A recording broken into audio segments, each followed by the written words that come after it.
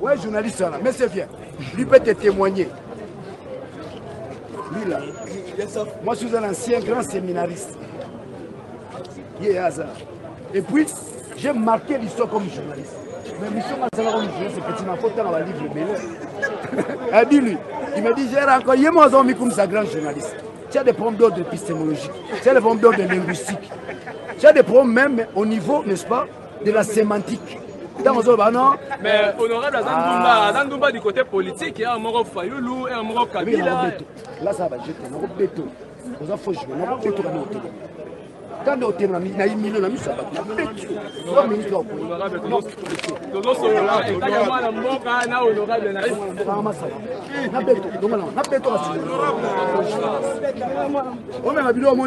Il s'agit du Congo.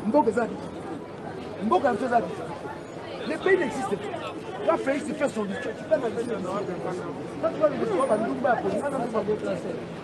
comment on a voulu un dictateur dans Félix, c'est mon ami, on le met dans la vidéo. Personne n'a tiqué pour la vidéo. Et quand je dis, parce que je me rends compte que Félix va se séparer des gars, il ne pas. On est rendu bas. On peut tout le reprendre KO. Sur le bin à petit. La bête au rava. On va nous dire, ça fait des humanités.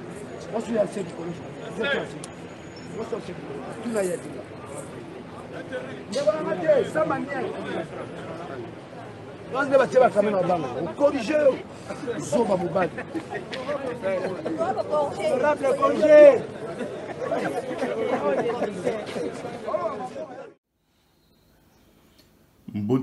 Mbote bandeko nyonso akuli Media TV na banzi boza malamu bisika nyonso bozali. Lelo na ye komona bino parce que bomoni bino moko na introduction na biso ba dérapage ya un certain honorable Daniel Safou oyo bino nyonso bomona na ba réseaux sociaux azako koloba makamoko oyo nga nazo estimer que topé opinion azako estimer que ezali na nzela te. Je ne sais pas ce qui honorable Daniel Safou Azako confondre liberté d'expression na libertinage d'expression, c'est-à-dire Togoloba kindumba ya expression quoi, parce que on est comme le roi kindumba ya expression, éducation ezate na niveau ya expression, c'est-à-dire mutoa lo makambu kili kili sans qu'à réfléchir. À propos de ça, ya salité, à propos de ça, moko ekolo bamate devant banamike, par exemple, mais nyo sowana na cadre ya kolobela moto. Daniel Safou, vraiment différent, c'est comme mon nez entre période yazalaki Daniel Safou, simplement. na période a commis Daniel Safou député. Vous avez mon abino par exemple na reprojeté les bino image ya Daniel Safou tango azako luka bokonzi. Awa par exemple, vous avez mon Daniel Safou na molangi alali liboso ya cour constitutionnelle à cette époque-là pour azala ba revalider comme étant député. A comment ça la coûte le roi grève de la faim. Ça c'était à cette époque-là. Maintenant, je vais vous montrer Daniel Safou après l'époque. Oh, bon, tu comme mon année Daniel Safou a commis métis. A tché lunettes ya sika na moto. A commis ko foute landa ko ya sika mosusu. A longwe place à Zalaki. Voilà. Donc moi je pense que tout ça, ils ont ça un petit peu moto n'enga komi lelo. Lelo yo alobi azali opposant ya Félix. Yem tatanga, yem taza soi-disant journaliste à niveau ya ba classe, alobi aza opposant ya Félix. Or akoki kozala opposant ya mutute.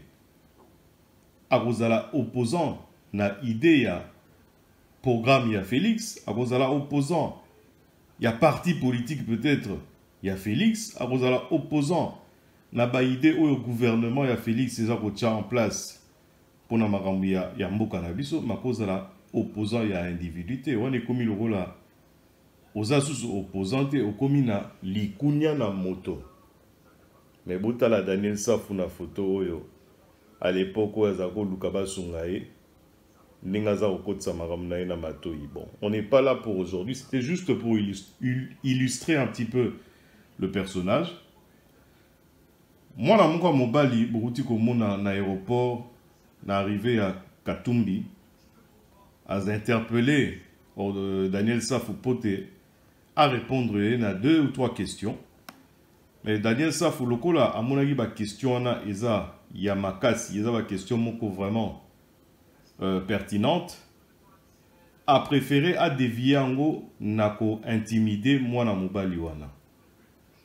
Tellement le petit Azaki pena moi sans froid dans Misu. Et puis Azasur Naye, il est peut-être jeune aujourd'hui, Azo Tangaba classe to passi ici Kanamingite, mais Azasur na ba professeur ba PC classe, ce sont peut-être les mêmes professeurs ba PC Daniel Safou classe na cadre ya journalisme. A poussé quand même ba question na Etina Souk avec tout le courage.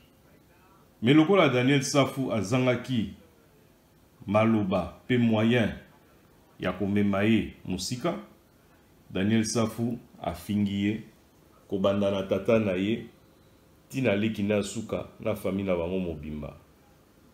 Au vu et au su de tout le monde devant la télévision. Daniel Safou confond les choses. Les lots toujours ça l'émission parce que Aouti Kobimi sa vidéo pour moni ne bandeli. Aouti ko ça la émission moué pas à collègue Nabiso ya MTV.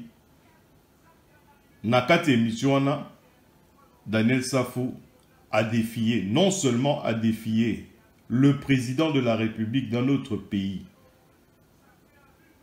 son Excellence Denis Sassou Nguesso, mais a poussé un peu plus loin pour couper sa message na président en disant que Kalate toko longolayo, Kalate sokipe bako bomayo, toko longolayo pe toko limwisayo na place wana. Ba propos na ye boyoki yango pe nazotela ya bino yango lisusu. Pobolandango naboke binyoso. Boyoka makambu Daniel Safou azoloba na président Denis Sassou Nguesso.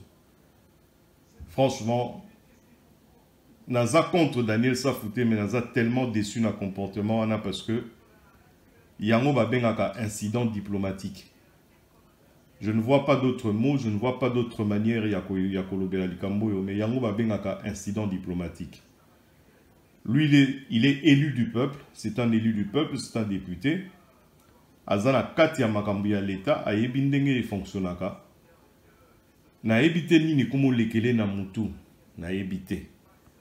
nini komi kolekele na mutu parce que comment confondre na makambo ya ancêtre na biso lokola awa alateli biso ba biloko ya kili akomi chef coutumier yemoko pendant que ba chef coutumier ba yebani na mboka yemoko sikwa komi kolatela kwa chef coutumier yemoko pekaka soki peko pour se payer Moïse Katumbi oyo alobelaka pe su kombo na ete na télévision alati lokola franchement nazo comprendre te bon excusez-moi mais ils ont dépassé nga makambo il y a boka mona binote so boyoki lobito après demain Daniel Safou balongole immunité na ye et puis ake boloko et tout boloko nego za difficile à bimamo muke parce que ceux qui ezali plainte il y a gouvernement il y a Congo Brazzaville c'est que vraiment et vous ala makasi pour ceux qui parlement bande connaît à parlement bandimi kolongola immunité na ye to éviter sikani Daniel Safou Osuka pour expliquer na yemoko denges et lo woni alinga koloba na sika wana.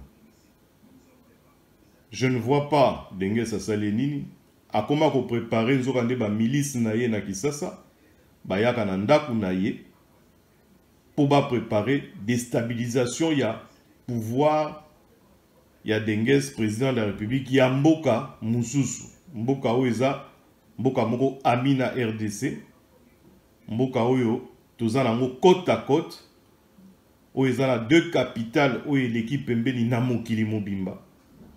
C'est-à-dire sur le canot rapide na beach na biso bima na beach ya Brazza c'est pour 4 minutes ou 5 minutes. Daniel Safou a défié président wana. Nyoso pona tina nini, nyoso parce qu'a commis député national na katia RDC.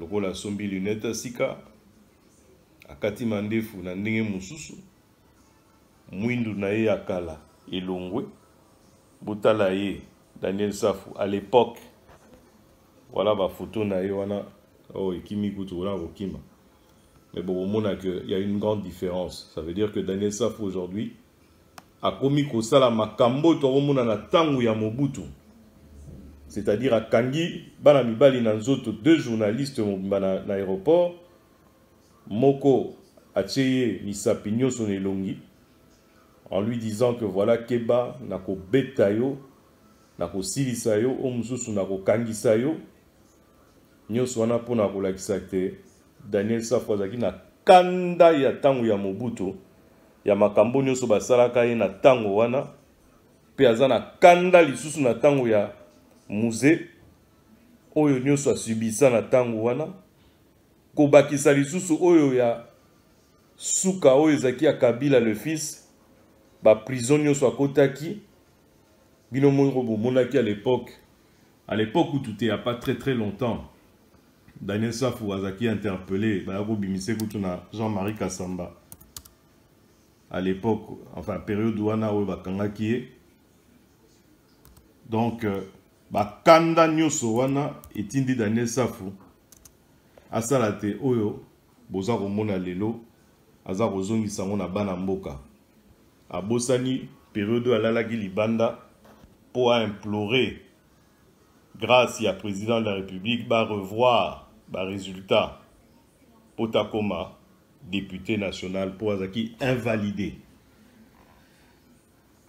ezama wa mingi natiki bino botala encore une fois makambo nyoso leki kaka na semaine koleka kutu daza 2 semaines te les deux événements oyo salami na katikati kaka ya makambo kaka na katikati ya ba semaine ndenge tozala omona makambo mibale leki ya Daniel Safou azako finga bana ya mboka ndenge kaka na tango Mobutu ezalaki te il faut ko diminuer mutu ko pousser ye na suka bozomona bilili na etango babimisi na prison na Jean-Marie Kassamba bango na nembalemba bakina kozwa ye Daniel Safou akiti mutu azosenga ba pardon na l'État congolais.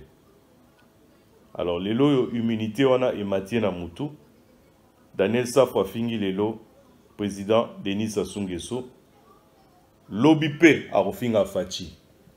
Kaka Nenga Fingi wana. Lobby pa Rofinga Fachi, lobby kuna pe a manqué respect na ba personnalité mususu ya mokili. Bino moko botala et puis beau juger, ndenge mission na biso lobby à vous de juger. Bon mais quand vous pesa ya bino mbela. Quant à moi, je vous dis à très bientôt. Bon dimanche chez Panabino et puis Tomonani na mikolo zoya ndenge na lobaraka. Ombre Lili. Merci. Il s'agit du Congo, toi. Voilà